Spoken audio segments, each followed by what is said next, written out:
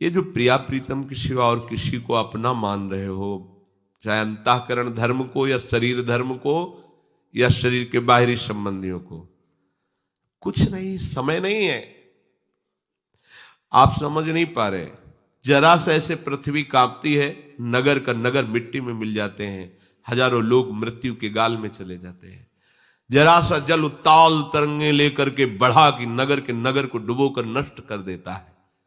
क्या हो तुम? कीड़े मकूड़े की तरह ऐसे मर जाओगे। यदि भगवत साक्षात्कार नहीं किया तो तुम्हारी कीड़े मकूड़े से ज्यादा कोई योग्यता नहीं है।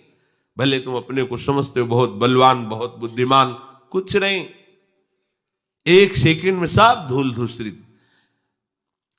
संपूर्ण ब्रह्मांडों के प्रलय के लिए केवल इतना समय लगेगा, पलक झपकते मिट्टी में सब मिल जाएगा। अपने को बहुत प्रभु से अलग मानकर विमुख होकर मनमानी आचरण कर रहे हो सुख भोगने के लिए, देखते जाना प्रकृति तुम्हें इतना दंड देगी, जी नहीं सकते हो तुम, चैन से सांस नहीं ले सकते हो। कहां भगवान, कौन भगवान? आंख खोल के देखो ना कि है कोई भगवान जहां किसी का बस नहीं चलता। तुम्हारी ये सब मिसाइलें, तोपे, तुम्हारी सारी ज्ञान विज्ञान के सब धूल धूसरित हो जाएगा। यदि भगवान का अपमान करोगे, अवहेलना करोगे, विमुख होकर रहोगे तो ऐसे धूल धूसरित हो जाओगे, किसी काम के नहीं रहोगे। काल सबको मिट्टी में मिला देता है, धूल धूसरित कर सकता। इसलिए सावधान। ये जीवन केवल प्रभु के लिए मिला। चतुराई इसी में, जल्दी से भगवत प्राप्ति करो। भगवत प्राप्ति जल्दी से असंग हो जाओ, अन्य सहारे छोड़ दो, अन्य आश्रय छोड़ दो।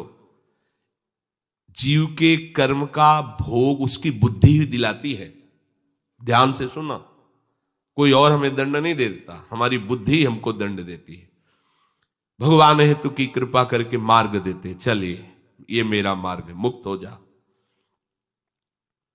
और उसकी बुद्धि बार बार उसको प्रेरित करके संसार की तरफ, भोगों की तरफ, विषयों की तरफ, अहम की तरफ, धन का बल लेकर के विचरण करती।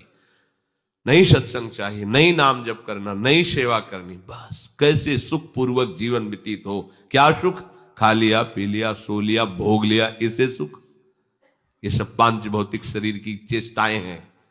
कितने दिन ये शरीर, कितने दिन ये सुख सामग्री नष्ट हो जाओगे, फिर शांति नहीं मिलेगी कहीं किसी भी लोक में। अभी समझ में नहीं आ रहा, अज्ञान की धरा में, इसलिए अहम की वृत्ति में फूले घूम रहे हो। भयभीत हो जाओ, इस काल से किसी को नहीं बख्शता है। कैसी कैसी भयावह स्थितियां तुम्हें दिखाई नहीं दे रहा। कोई तुम्हें पूछने वाला नहीं है। जब तुम्हारा कर्म तुम्हें दंड देगा, कोई तुम्हारा साथ नहीं देगा। इसलिए सावधान।